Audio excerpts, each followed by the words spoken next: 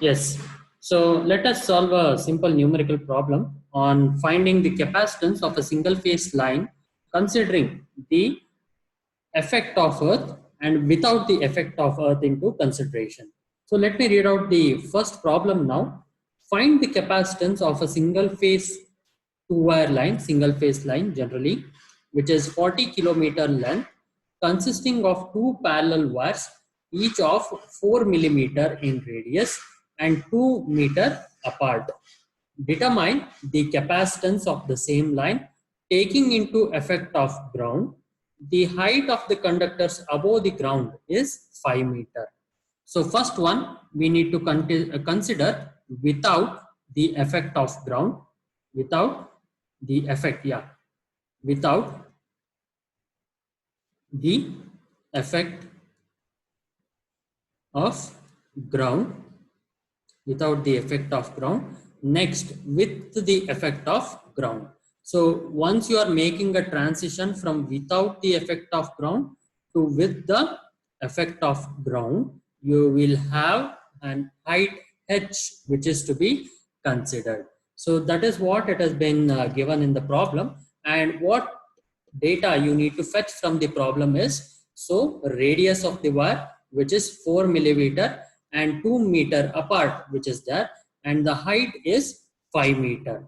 So I have two conductors without the effect of ground, without the presence of ground, so say A and B. So with the conductors A and B which is being present here, I need to take the distance D and the radius RA and RB, RA and RB which is being present here. So what do I need to consider? Line length is 40 kilometer, radius is 4 millimeter, distance is 2 meter, and the constant is epsilon naught. So let us recall the formula with single phase two wire line. So let me write it here. CAB is pi epsilon naught ln of D divided by R. So what is D, which is 2 meter? Substitute it here. Radius 4 millimeter. If you observe, it is not R dash, it is R. So epsilon naught is a constant. So substituting all these things in the given equation, you get in terms of farad per meter as 4.475 into 10 power minus 12 farad per meter. So now you need to do for 40 kilometer length of a line. So if you multiply by 40,000, it is good. Or if you multiply, or if you change this to kilometer value, and if you do it, so then also you'll be getting 0.17903 microfarad into picture here. So this is the entire term. So CAB is to be calculated without the presence of ground, without the presence of ground into picture. So without the presence of ground, you will be getting CAB as this one. So next, what you can generally do is, you can generally include the grounding effect into consideration with the same data, but height h is to be included. Height h is 5 meter which is being present, and you need to calculate CAB given this formula. So CAB is given as pi epsilon naught divided by ln of D divided by R. So with the effect of height into consideration, 1 plus D squared divided by 4h squared. So you can write it as D by 2h the whole squared also, if you want to square it in one single term. So if you do it as D divided by 2h whole squared, it is same as that of D squared divided by 4h squared. So you can write it in terms of the squares value also into picture there. So next, what you can do is, you can include h is equal to 5 meter in this problem, and later on if you do D, radius and epsilon naught into picture, you will be getting the final value as 4.49 into 10 power minus 12 farad per meter. So now if you want to take a length, say 40 kilometer length of a line, so again you need to multiply it with for length of the line given, and you can get the final equation as 0.17960 microfarad. farad. So if you can see, there is not that much change in the value of the effect of earth being considered. So this is a theory which has been stated, so that what happens if a fictitious conductor is being placed just acting with the plane level, it is to be considered here. So now let me move on to the next topic, which is the capacitance of a three-phase line with equilateral spacing. So quite an important theory and also the derivation which will be following. So considering a three-phase line, so with equilateral spacing. So assuming three conductors are being present, A, B and C. So the distances are said to be D with equal distances. So considering three conductors A, B and C, so it's a three-phase overhead transmission line. So having the charges QA, QB and QC into picture. So QA, QB and QC are the charges of the conductors A, B and C.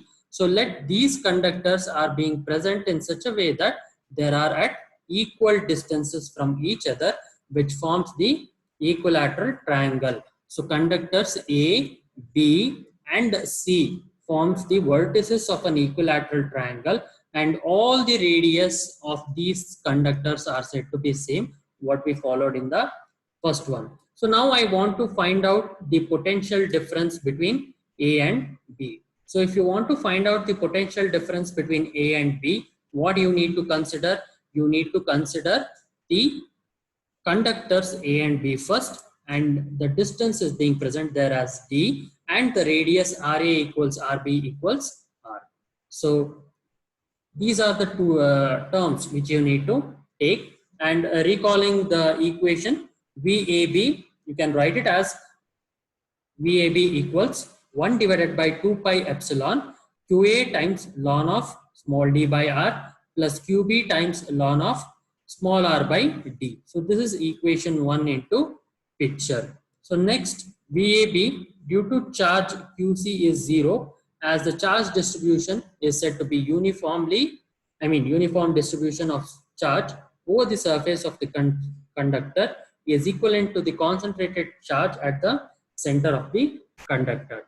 So once you can have these distances to be same, it will be the charge which is d by d.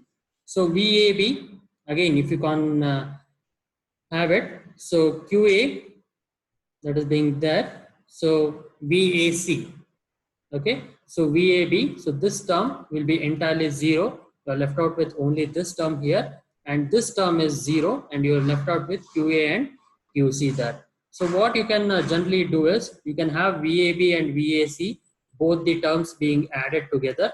So this is the equation what you get. So VAB plus VAC, you will be getting 2QA ln of d by r. So at the end, the charges QB plus QC are being added ln of r by d. So next one, you will have QA plus QB plus QC equals 0.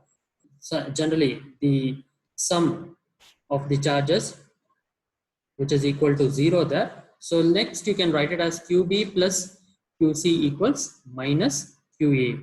So if you substitute it, you will be getting VA plus VAB plus VAC as 3QA, 3QA divided by 2 pi epsilon ln of small d by r. So 3QA divided by 2 pi epsilon ln of d by r. So next what you can generally do is, you can have the figure. Let me draw a vectorial representation. Let me show it here and then let me draw it. So VAB, BC and CA. So if you can see here, so A, B, C, AB, BC and CA. So this is A, B, C, AB, A to B, the voltage. Next B to C, VBC. Next C to A, VCA. So now the neutral point is being got out here. So you can write it as VA, that is from a phase to neutral. So what you can generally understand is, so VAB plus VAC, you can write it as 3 times VAN.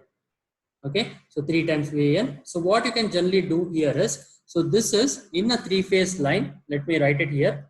In a 3-phase line, VAB is line voltage. Recalling from the basics, VAB is line voltage. If you can draw a star connected network and you can see RYB. So let me write it as A, B and C here. VAB is the line voltage. VBC is also line voltage. At the same time, VAC is also a line voltage. So if you can consider the line voltage and the phase voltage value. So you have a neutral connection also being there. VAN is being present here. So VAN, so VAB equals root 3 VAN at an angle 30 degree. So root 3 into VAN at an angle 30 degree is being present. So at an angle 30 degree means e power j 30 degree. If you can write it in such a way, you'll be having VAC equals minus VCA, and you can have minus 30 degree as the other data which is being present there. So if you can add both the terms, what you will be left out is you will have VAB plus VAC as 3 times VAN. So 3 times VAN will be equal to 3 QA divided by 2 pi epsilon. So if you can write it from the other equation, 3 VAN equals 3 QA divided by 2 pi epsilon ln of small d by r. So you will get VAN to be equal to QA divided by 2 pi epsilon ln of d by r. So CAN will be the capacitance of a phase to neutral. You will get it as QA divided by VAN. So that is 2 pi epsilon divided by ln of d by r farad per meter as the value there. So what you can generally get here is epsilon r equals 1. It can be seen that the capacitance to neutral for a single phase and equilateral spaced line is said to be the same value. CAN will be equal to, CAN 2 pi epsilon naught divided by ln of small d by r farad per meter. So that is CAN. So this is what it is there in case of the numerical, the derivation which is to be followed. So next one we'll have certain numerical problems to be discussed. So the next topics will be capacitance with unsymmetrical spacing and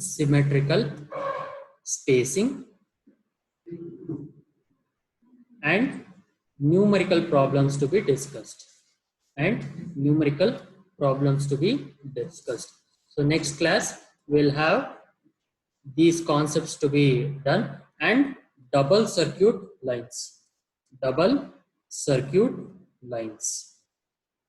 Hope you can see here. So you have capacitance with unsymmetrical spacing and numerical problems, and later on we'll have 3-phase double circuit lines with both symmetrical spacing and unsymmetrical spacing with the transposed condition. So transposed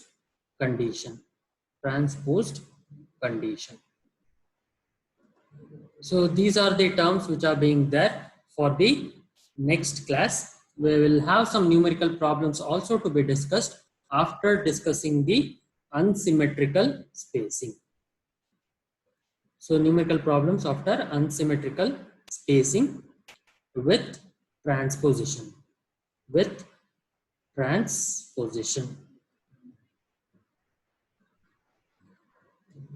Okay. Yes.